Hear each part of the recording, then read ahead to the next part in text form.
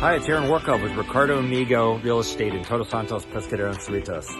Today I'm standing in front of Casa Flip Flop, a new listing right in the San Vicente neighborhood, right on the edge of downtown Todos Santos. You can walk right into town here.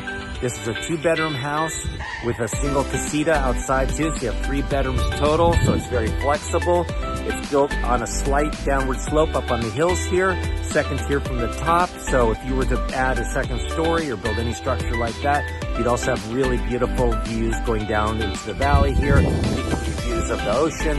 But right now, this is an original home from Todos Santos with palapa roofs. Feels really gorgeous. Your blood pressure goes down when you're here and you're inside. It just feels so authentic.